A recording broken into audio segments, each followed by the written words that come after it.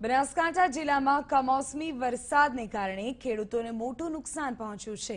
ડીસા પંથકમાં ટેટી અને તરબૂચ ચૂકવતા ખેડૂતોને મોટું નુકસાન વેઠવાનો વારો આવ્યો છે। વરસાદમાં પડેલા કરાને કારણે ટેટી અને તરબૂચ ફાટી ગયા।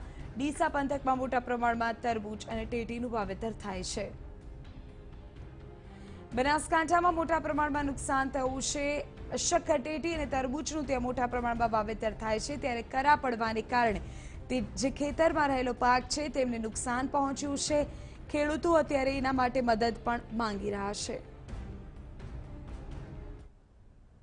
બનાસકાંઠા જિલ્લામાં થયેલા કમોસમી વરસાદના કારણે ખેડૂતોને ખૂબ મોટું નુકસાન છે।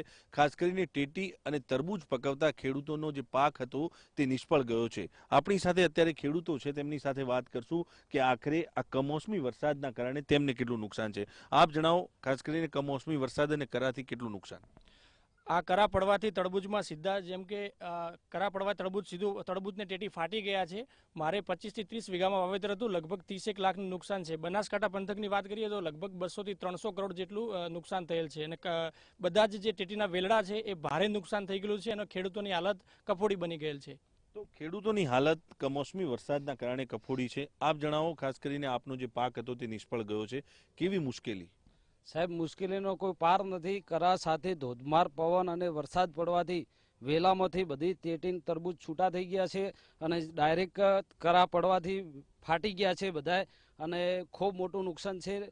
આજે લોકોને, ખેડૂતોને રાતા પાણીએ રોવાનો વારો આવ્યો છે। અમે સરકાર પાસે કંઈક અપેક્ષા રાખીએ છીએ કે કંઈક અમારા બાજુ આવે અને સર્વે કરીને થોડું ઘણું કંઈક કરે। તો સરકાર પાસે સર્વે કરી અને રાહત મળે તે માટેની અપેક્ષા ખેડૂતો અત્યારે કમોસમી વરસાદના કારણે રાખી રહ્યા છે। આપ જણાવો, કયા પ્રકારની મુશ્કેલી, ખાસ કરીને હવે જે ઊભો પાક હતો તે નિષ્ફળ ગયો છે?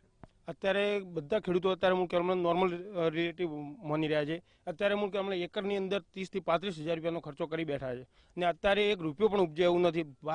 અતિશય એટલે ખૂબ જ નુકસાન છે, કાંઈ રૂપિયો આવે એમ નથી કહેવાનો ને અત્યારે આ જો એક રૂપિયો પણ ઊભો થાય એવું નથી ને અત્યારે ખેડૂતોને રોવાના દાડા જ છે ને સરકાર, ગવર્મેન્ટ ગમે તે કરીને થોડા ઘણી વળતર આપે એવી અપેક્ષા છે। તો ખેડૂતોને રોવાના દિવસો આ કમોસમી વરસાદના કારણે આવ્યા છે તેવું ખેડૂતોનું કહેવું છે। આપ જણાવો, ખાસ કરીને કયા પ્રકારની મુશ્કેલી જ્યારે આટલું મોટું નુકસાન ખેડૂતોને થયું છે?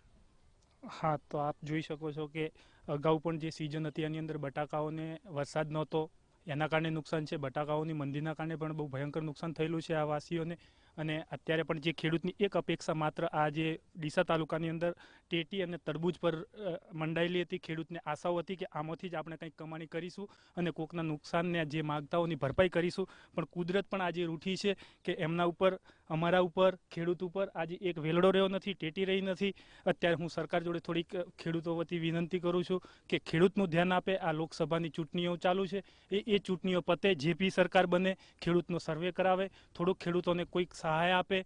અગાઉ પણ સરકારે આભાર માનવો જોઈએ કે સબસિડી રૂપે ખૂબ સહાય આપેલી છે। ફરીથી આ કુદરત ખેડૂત ઉપર નારાજ થઈ છે, કહેર વર્તાયો છે, તો ફરીથી કોઈક સરકાર અમને કંઈક બે પાંદડે થાય ખેડૂત એવું કંઈક સરકાર વિચારે એવી અપેક્ષા બધા ખેડૂત રાખી રહ્યા છીએ। તો બનાસકાંઠા જિલ્લાના ખેડૂતોની વાત કરવામાં આવે તો કમોસમી વરસાદના કારણે તેમને ભારે નુકસાન થયું છે। ખાસ કરીને ટેટી અને તરબૂચનો જે પાક હતો તેના ઊભા વેલડા કરા પડવાથી નામશેષ થયા છે ને તેના કારણે હવે જે એમનો ઊભો પાક હતો તે નિષ્ફળ ગયો છે। ખેડૂતો એ જ આશા રાખી રહ્યા છે કે સરકાર તેનું સર્વે કરાવે અને તે સર્વે બાદ થતી તેમને મદદ કરે।